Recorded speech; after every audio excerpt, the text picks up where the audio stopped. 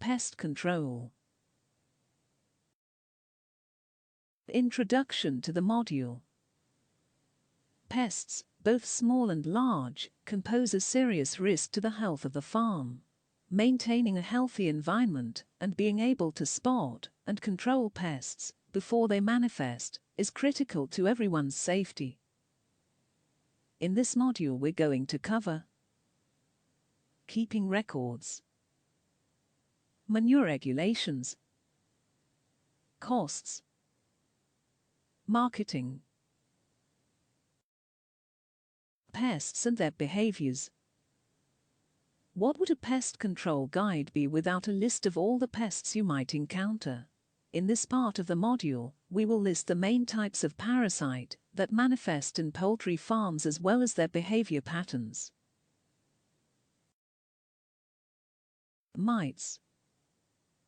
Most common species to infect poultry are chicken mites and northern fowl mite.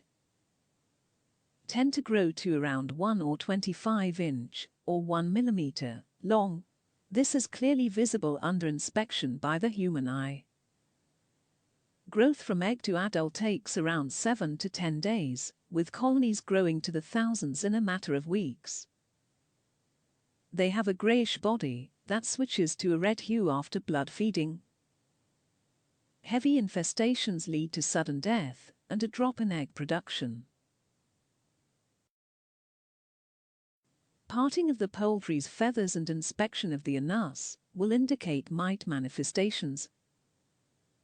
Chicken mites lay their eggs off birds, whilst northern fowl mites lay their eggs on the bird. Their growth and proliferation stage often takes place in cracks and crevices within your coop. Chicken mites are far more robust than northern fowl, being able to survive off birds for up to 34 weeks. This means that removal and reintroduction of the birds into the housing will have little effect. Both are spread via direct contact. There are other common poultry mites, including scaly leg mite and depluming mite. Lice. Not blood feeders, instead consuming scabs and feathers on the infected bird. Unlike mites, who can live up to 8 months, life cycle lasts between 1 to 2 weeks. Spread via direct contact and introduction of wild birds. This is why you should discourage crowding and huddling as much as possible. Poultry lice will not infect humans, much like chicken and northern fowl mites. They can bite, however. A common symptom of bird infestation is irritability and self-pecking. Principles of control and legislation in pest management. Before you get to control your pests, you need to understand what is commonplace and what is prohibited. General large pest management. If you are dealing with larger pests such as rats, you may choose to use anticoagulant rodenticides. Before you can purchase this, you will need to get the right qualifications. You may purchase analogues of these anticoagulants. They are bought in small quantities and extremely expensive. Common rodenticides have been found in species such as barn owls and red kites, simply through unwanted transmission. The CRRU, Campaign for Responsible Rodenticide Use, aims to balance these chemicals' use and availability, restricting it enough so that it only falls in the hands of the competent. The common option is to invest in sensor traps. Legislation. Prevention of Damage by Pests 1949 grants power to local authorities to demand individuals rid the land or building of pests. So, for example, if your farm had an infestation of rats, the council could order you to remove them immediately. Food Safety Act 1990 and Food Safety Regulations 1995. Rules and regulations that ensure the produce must be completely safe from parasites and pests before you sell it. Selling eggs with blood spots would not pass these regulations, as this is a sign of an early mite infestation. Health and Safety at Work Act 1974. If you are running a large enterprise and enlist the help of multiple employees, this act is in place to make sure you treat them well. That means identifying hazards before they arise, controlling them in due course, and with high effectiveness. Some hazards are harder to spot than others. Doing repetitive movements is a great example of this. Whilst not detrimental in the short term, doing it over a long period can result in chronic pain and unwanted injury. Ways to get rid of pests. We've briefly covered how to get rid of large pests such as rats, but what about the common louse and mites? Controlling mites Part 1.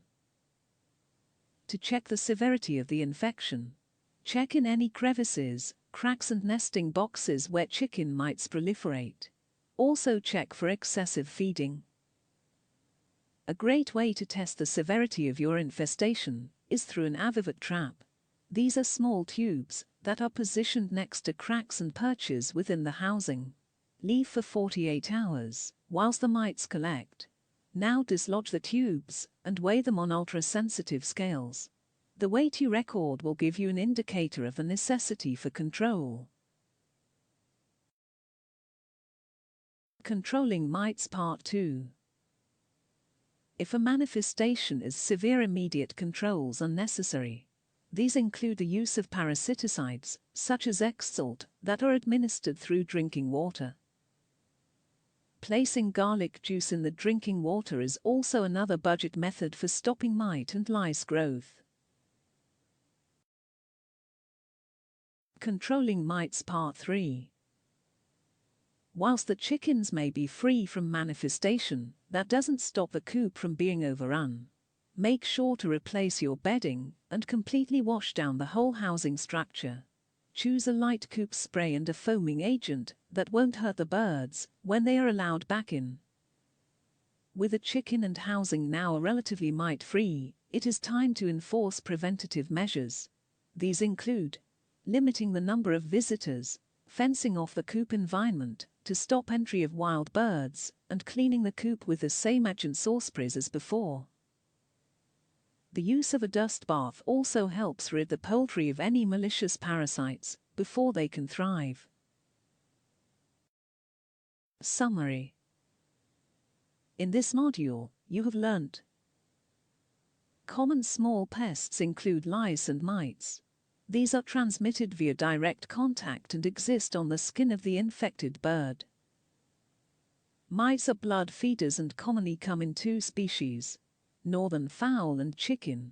The chicken mite lives to 6 to 8 months old and can survive off the bird for more than 34 weeks.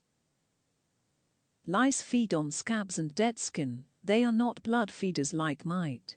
They have a life cycle of around 3 weeks. For larger pests such as rats, you can choose either traps or rodenticides. Use parasiticides, coop sprays and foaming detergents to rid the coop and your birds of mite and lice populations. Use guards and protectors to prevent wild birds entering your housing.